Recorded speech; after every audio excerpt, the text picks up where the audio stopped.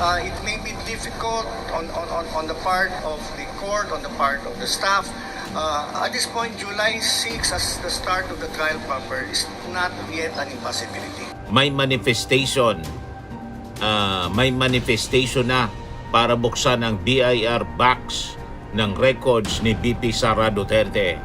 Magkakaalaman na niya talaga, Mr. Maravillas. Magkakaalaman na. Kaya sige pakalat ng fake news po na aabotin mga kababayan sila ng paglilitis lampas sa September. Pilit din nilang binibenta sa publiko ang kasinungalingang bawal daw silipin ang confidential funds. Dahil ito daw ay state secret at saka yung mga resibo ng chichiria. Galing mismo sa opisina ni Sara. Nagbabagang mga balita at pagtalakay sa mga isyu ng lipunan. Bulsa! Opinyon, banat at paglalantad sa katotohanan. Bulsa! What you see is what you get. You decide. Hello po mga kababayan, si Dante Maravillas. Bigyan ko kayo ng update mga kababayan ng impeachment kay Sara Duterte. Ito yung statement kasi ni Secretary na si Renato Bantog. July 6 is still July 6. July 6 is still the date of the start of the trial proper of the impeachment case. While it may be difficult on the part of the court, on the part of the staff, at this point, July 6 as the start of the trial proper is not yet an impossibility. Tight, but not impossible. Monday or Tuesday. The pre-trial order. Yung both sides pwede pa sila mag-comment doon sa pre-trial order? Yes. Based on the notice of pre-trial conference, each side is given 3 days to comment on the pre-trial order. So if you have the pre-trial order by Monday, they have 3 days to vote. Yeah. Tapos July 6 na yung trial. Kaya pa din yun. July 6 pa, abot pa na. Kasi yung 3 days naman nila would end before July 6 eh. At sabi dito sa report ng GMA News, prosecution may manifestation na para buksan ang BIR box ng records ni BP Sara Duterte. Magkakaalaman na niya talaga, Mr. Maravillas. Magkakaalaman na. Kaya sige pakalat ng fake news po ng kampo ni Sara Duterte. Kaya ang usong kasabihan ngayon, ang bisig nagigipit, hindi na sa patalim kumakapit, kundi sa fake news kumakapit. Tama po mga kababayan? So ang taas ang pagpapakalat nila ng fake news, pambubudol at delaying tactics mga kababayan. Malinaw na pag-amin na wala silang legal na laban, sa fake news na lang kumakapit. Dahil gipit sa batitigas mga kababayan na ebidensya ng korupsyon, dinadaan na lang nila sa kasinungalingan sa social media para linlangin yung publiko at pagtakpan yung kanilang duwag na pag-iwas sa hustisya. So ito yung ilan sa mga bistado na kasinungalingan mga kababayan na pinapakalat ng defense. Inimbento ng isa sa mga abogado ang kwentong umaga lang anyang nagpapakita ang mga public prosecutors para palabasin nilang tamad yung prosekusyon. Ang totoo po, ang kampo ng depensa ang may ganang umayaw sa opisyal na hiling ng prosecution na mag-overtime na magtrabaho. Mag-overtime at magtrabaho hanggang Biyernes saka Sabado para lang mapabilis yung pag-usad mga kababayan ng kaso. Sila itong mga urong-sulong na nagmamadaling umuwi mga kababayan.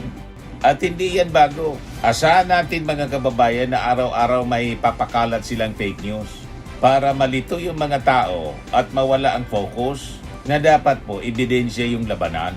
Gawa-gawa din yung kwento na kinain ng buhay ng mga abogado ni Sara ang prosekusyon. Nilamon daw ni Atty. Sison, abogado ni Sara, ang lead prosecutor ng Kamara na si Representative Jinky Luistro.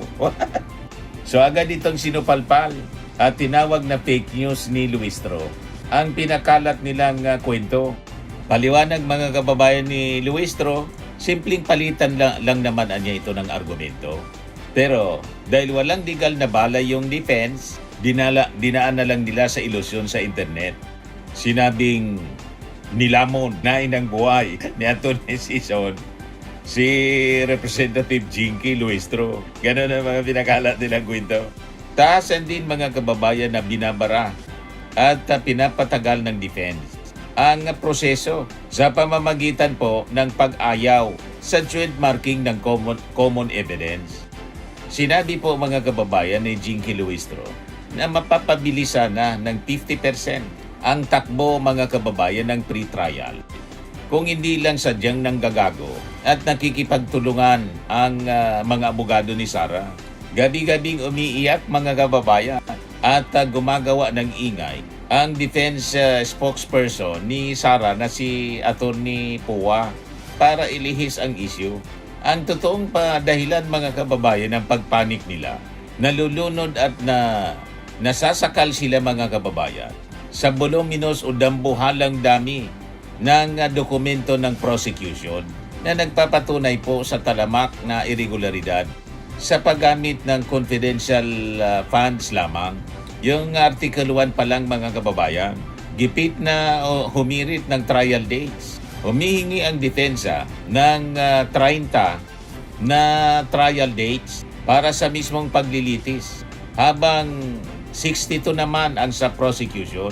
So isa itong malinaw mga kababayan na taktika para ubusin ng oras ng Senado at iwasan yung paglabas ng mga ebidensya simulan ng trial sa July 6. Dahil alam nila na aabotin mga kababayan sila ng paglilitis lampas sa September. Pilit din nilang binibenta sa publiko ang kasinungalingang bawal daw silipin ang confidential funds. Dahil ito daw ay state secret. Ganon. Istilong magnanakaw na depensa para po pagtakpan ng katotohanan na wala kasi silang maipakitang kahit isang pirasong legal na resibo sa milyon-milyong pondo ng Office of the Vice President at saka ng DepEd. Dahil sarado po ang pinto o closed door ng pre-trial conference at hindi umuobra ang kanilang mga bulok na legalities mga kababayan. Sa matitigas na ebidensya ng prosecution, tikom ang bibig nila sa loob. Kaya paglabas sa social media, doon sila nag-iingay. Umaasa na lang sila sa mga pambubudol, drama at fake news. Dahil alam nila sunog na sunog sila sa batas at katotohanan. So bilang mga opisyal mga kababayan ng korte or officers of the court, ang mga abogado po ay may mga sinumpaang tungkulin sa ilalim ng Code of Professional Responsibility and Accountability na itaguyod po yung katotohanan at sa kahustisya at dapat hindi po gumagamit ng panlilinlang. Ang sadyang pagtanggi nila mga kababayan sa joint marking ay hindi lamang po silos sa advocacy o tapat na pagtatanggol sa kliyente. Ito po ay lumalabas na isang garapal na manipulasyon upang harangin ang mabilis na pagkamit ng hustisya o isang procedural obstruction. Sa batas mga kababayan, kapag ang isang panig ay gumagamit ng mga gawa-gawang kwento sa media, gaya po ng kwento nilang kinain ng buhay at umaga lang nagpapakita sa halip na mga kababayan na maghain ng mga ebidensya o kontra-ebidensya sa pre-trial, ito ay malinaw po na admission of weak defense. Alam kasi nila mga kababayan na sunog yung kanilang kaso, kaya dinadaan na lang nila sa pambubudol sa social media kung ano-ano mga pinapakalat na kwento. Kinain daw ng buhay. Mag-submit kayo ng counter evidence doon sa pagbabanta, doon sa paglustay ng confidential funds na puro piking resibo yung sinabit. So ang tunay na abogado mga kababayan ay nagpapakita dapat ng resibo sa loob ng korte. Pero itong defense team, puro fake news sa internet yung pinapakalat. Kasi naman na Mr. Maravillas, napakalakas ng hawak na ebidensya ng prosecution. At yung ebidensya galing mismo sa bibig ni Sara. At saka yung mga resibo ng chichiria galing mismo sa opisina ni Sara.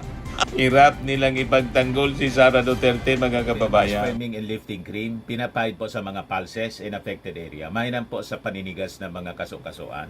Ito naman po, Automax Radiant Serum. Sa mukha naman yung application. Anti-aging po siya. You will look 10 years younger than your age. Sa mga cancer patients naman po, baka lang gusto ninyo itong itry. Neng siya red mixed fruit drink. Hindi mo po siya gamot, food supplement siya. Kaya lang, gawa siya mga kababayan sa goji berry. Yung goji berry may anti-cancer properties. O ngayon, yung mga inquiries ninyo, dumiritso na lang kayo sa aming messenger sa Facebook para masagot namin agad. Ayos pa? Ayos na ayos niya, Mr. Maravilla. Sa mga nagana po ng malinis and spacious fitness gym, pumunta lang po kayo sa aming Colossal Fitness Gym. May Grab car rental din po kami. But anyway, ito po pala yung aming bagong product na binibenta online.